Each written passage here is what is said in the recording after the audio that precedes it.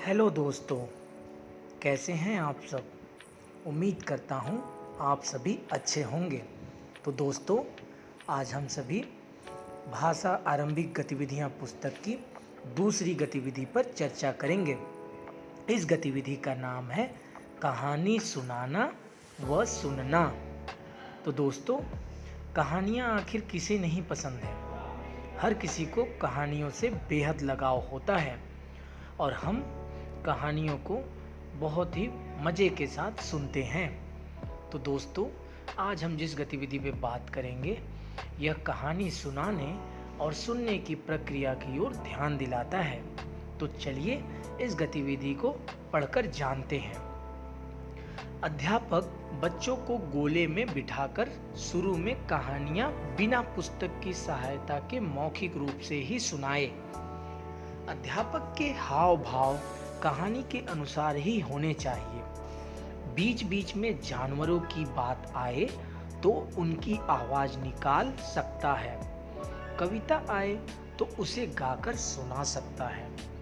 धीरे धीरे ऐसी कहानियों का चुनाव भी कर सकता है जिनके साथ चित्र भी हो।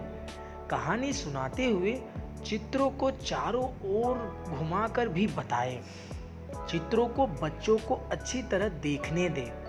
पूरी कहानी सुनाने के बाद पुनः चित्र दिखाकर कहानी बनवा ले। कहानी सुनाते हुए बीच बीच में प्रश्न भी पूछे जा सकते हैं। कहानी से संबंधित काल्पनिक प्रश्न भी पूछ लें। कहानी सुनाते समय शिक्षक कहानी को अधूरी भी छोड़ सकता है और बच्चों से पूछ सकता है कि आगे क्या हुआ होगा। बच्चों से उनकी घर की भाषा में कहानियों को सुना जा सकता है। शुरू में तो वे अपनी ही भाषा में सुनाएंगे। तो दोस्तों, ये गतिविधि मुख्यतः 3 बातों पर ध्यान दिलाती है। सर्वप्रथम हमें कहानी को पूरी तरह से याद करके तैयारी करनी होती है, जिससे हमें काफ़ी मदद मिलता है।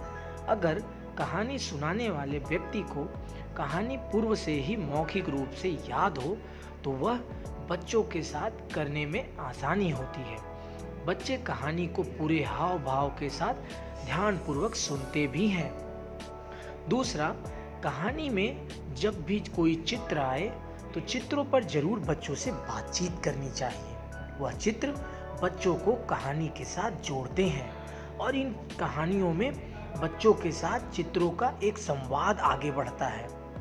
तीसरी बात जो ज़्यादा ध्यान देने लायक इस रूप में है कि कहानी सुनाते वक्त हमें बीच बीच में कुछ प्रश्न छोड़ने चाहिए जिस पर बच्चे अपनी कल्पना और अनुमान से सोचकर प्रतिक्रिया करते हैं और बच्चों के इन अनुभवों को हमें ध्यानपूर्वक सुनते हुए मौके देने चाहिए। और 2-3 बातें जो हम ध्यान दे सकते हैं, मुख्य रूप से कहानी सुनाने की प्रक्रिया में हमें बच्चों के घर की भाषा को जरूर मौका देना चाहिए।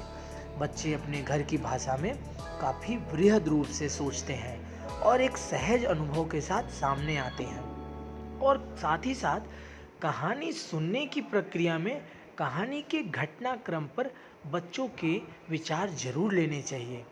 कहानी में क्या क्या चीज़ें हुई, कौन कौन कहानी में आया, साथ ही साथ कहानी उनसे किस तरह से जुड़ रही थी आदि। अतः हम इन कुछ मूलभूत बातों को अपनी प्रक्रियाओं में ध्यान दें तो ज़रूर हमें अपने बच्चों के साथ कार्य करने में काफ़ी आसानी और सीखने में काफ़ी बेहतरी दिखाई देगी। तो दोस्तों, आज के लिए बस इतना ही। हम अगले अंक में नई गतिविधि के साथ मिलेंगे। तब तक के लिए धन्यवाद।